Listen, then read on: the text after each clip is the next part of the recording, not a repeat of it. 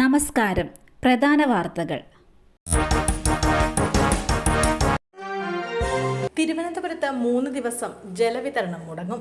അതിനാൽ മുൻകരുതലെടുക്കാൻ water authority ജനങ്ങൾക്ക് നിർദ്ദേശം നൽകി. അറ്റകുറ്റപ്പണികൾ നടക്കുന്നതിനാലാണ് ഈ നിർദ്ദേശം നൽകിയിരിക്കുന്നത്.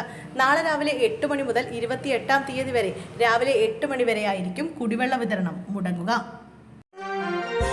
കാക്കനാട് ജില്ലാ ജയിലിലെ ജാതീയാധിക്ഷേപത്തിൽ റിപ്പോർട്ട് തേടി മനുഷ്യാവകാശ കമ്മീഷൻ.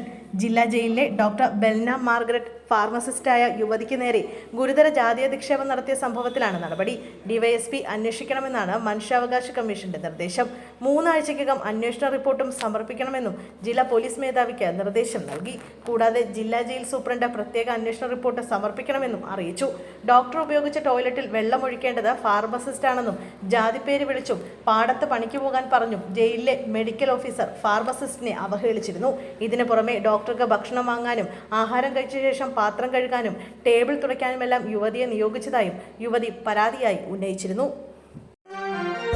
കലയന്താനി കൊലപാതകം. ബിജുവിനെ തട്ടിക്കൊണ്ടുപോകാൻ ഉപയോഗിച്ച വാൻ കണ്ടെത്തി. ഇടുക്കി തൊടുപുഴ കലയന്താനിയിൽ ബിജു ജോസഫ് കൊലപാതകത്തിൽ നിർണായക തെളിവായ ഓമിനി വാൻ കണ്ടെടുത്തു.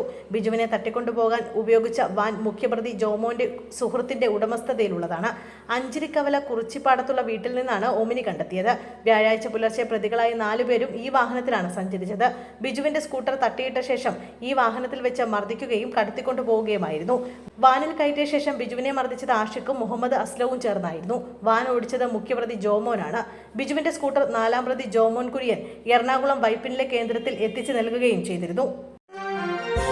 IB ഉദ്യോഗസ്ഥയുടെ മരണം. നിർണായക വെളിപ്പെടുത്തലുമായി പോലീസ്. തിരുവനന്തപുരത്തെ IB ജീവനക്കാരുടെ ആത്മഹത്യയുമായി ബന്ധപ്പെട്ട് നിർണായക കണ്ടെത്തലുമായി പോലീസ്. മേഘ IBയിലെ ജോലിക്കാരനായ യുവാവുമായി അടുപ്പത്തിലായിരുന്നു.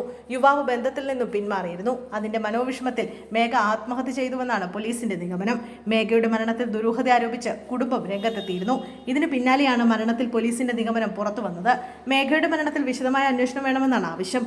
ഇത് സംബന്ധിച്ച് IBക്കും പേട്ട പോലീസിനും കുടുംബം പരാതി നൽകിയിട്ടുണ്ട്. MDMAയുമായി യുവാക്കൾ പിടിയിൽ. ആലപ്പുഴ കായംകുളത്ത് 23 ഗ്രാം MDMAയുമായി 2 യുവാക്കളെയാണ് പോലീസ് പിടികൂടിയത്. കരുനാഗപ്പള്ളി സ്വദേശി റിഗൽ രാജ്, മൈനാഗപ്പള്ളി സ്വദേശി ആകാശ് എന്നിവരാണ് പോലീസിന്റെ പിടിയിലായത്. കായംകുളം MSM കോളേജിന് പിന്നിൽ നിന്നാണ് ഇവരെ പോലീസ് പിടികൂടിയത്.